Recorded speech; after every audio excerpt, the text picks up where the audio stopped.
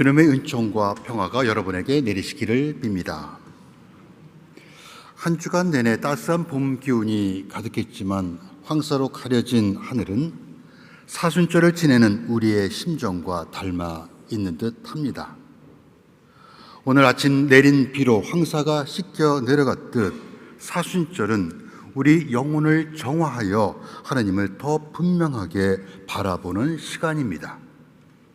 우리 모두가 흙으로 돌아갈 존재임을 깨닫고 겸손히 자신을 돌아보며 회개하는 사순절은 그저 그런 종교적 의무가 아니라 내면의 맑음을 회복하는 영적 여정이어야 합니다. 봄이 왔지만 여전히 세상은 분쟁과 갈등으로 혼란스럽습니다. 소란함 속에서 신앙인으로서 우리는 어떤 태도를 가져야 할지 깊이 묵상하게 됩니다. 오늘 복음에서 예수님은 여우 같은 권력자 앞에서도 흔들리지 않으시고 하느님의 길을 묵묵히 걸어가셨습니다. 그분의 길을 따라가며 하나님의 뜻과 정의가 무엇인지를 묻는 시간이 되기를 소망합니다.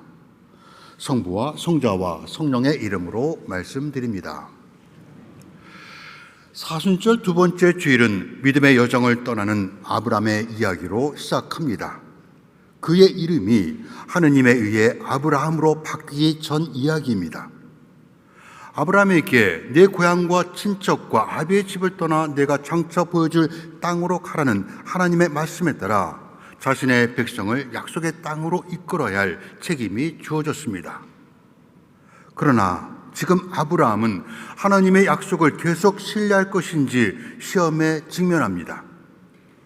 지금까지 하나님의 부르심을 따라 먼 길을 여행했지만 약속은 실현되지 않았습니다. 고향을 떠난 아브라함의 여정은 힘들고 혹독했습니다. 무엇보다도 그를 괴롭게 한 것은 후손이 없다는 것입니다. 아브라함은 나는 방패가 되어 너를 지켜주며 큰 상을 너에게 내리라는 하나님의 말씀을 듣고도 나는 자식이 없는 몸입니다. 그런데 나에게 무엇을 주시겠다는 말씀입니까? 라고 퉁명스럽게 대답합니다. 21세기를 살아가는 우리는 고대 세계에서 땅과 자손이 얼마나 중요한 삶의 요소였는지 짐작하기 어렵습니다. 구약시대의 자손은 자신의 정체성을 확립하고 미래를 보증하는 길이었습니다. 땅은 하늘과 이어지는 축복의 상징이었고 모든 계약은 땅을 매개로 이루어졌습니다. 그러나 아직 아무것도 성취하지 못한 아브라함은 다시 한번 하느님을 믿고 신뢰하라는 요청을 받습니다. 오늘 구약의 이야기는 하느님이 보이지 않을 때도 신앙을 지키며 살아간다는 것이 얼마나 어렵고 도전적인 일인지를 말해줍니다. 그래서 아브라함의 이야기는 언약과 신실함 그리고 신뢰에 관한 것입니다. 우리는 신앙의 길에서 때로 산만해지고 지치고 더 중요한 일이 있다고 핑계를 대고 심지어 하느님이 우리를 신경 쓰지 않는다고 불평하기도 합니다. 그래서 우리는 증거를 하느님께 요구합니다. 아브라함에게 그런 마음이 생겨날 무렵 하나님께서 그를 밖으로 데리고 나가 밤하늘의 별을 보여주셨습니다. 그리고 네 자손이 저렇게 하늘의 별처럼 많이 불어날 것이라고 약속하셨습니다. 곧이어 아브라함은 환상을 체험하게 됩니다. 해가 져서 캄캄해지자 연기 뽑는 가마가 나타나고 활활 타는 횃불이 쪼개놓은 짐승들 사이로 지나가는 것이었습니다. 이는 하느님께서 아브라함에게 약속한 땅과 자손을 반드시 주실 것이라는 언약을 확증하는 것이었습니다. 이렇게 아브라함이 두려움 속에서도 하느님을 신뢰하고 부르심에 응답했을 때 하느님은 그에게 아브라함이라는 새로운 이름을 주셨습니다. 아브라함이 개인의 이름이었다면 아브라함은 하나님의 약속이 담긴 이름으로 그가 많은 민족의 조상이 될 것을 의미합니다. 이에 대해 바울로는 오늘 이 독서 필리피서에서 아브라함은 하나님을 믿었고 하나님께서는 그의 믿음을 보시고 그를 올바른 사람으로 인정해 주셨다고 말합니다. 그리고 갈라디아서 3장에서 다시 믿음으로 사는 사람은 믿음의 사람 아브라함과 함께 복을 누리게 될 것이라고 선언합니다. 사순절은 아브라함의 이야기처럼 우리와 하느님 사이에 맺은 언약을 다시금 상기하는 시간입니다. 세례를 받으며 우리의 이마에는 그리스도의 십자가가 그려졌고 성유를 바름으로 그리스도의 소유가 되었습니다. 이는 거룩한 언약의 표징입니다. 하지만 그것을 깨는 것은 항상 우리였습니다.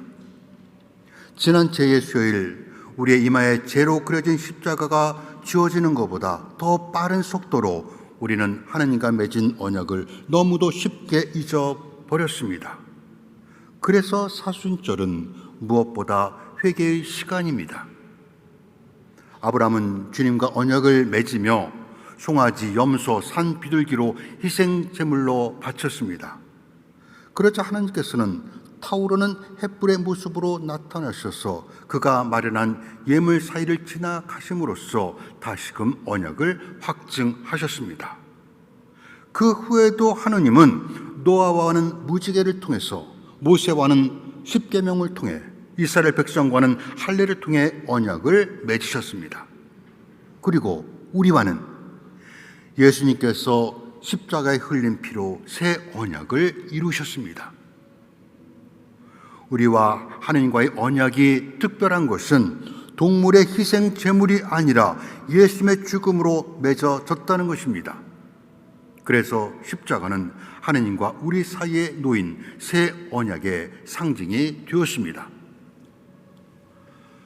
하나님과의 언약은 세상의 계약과 다릅니다.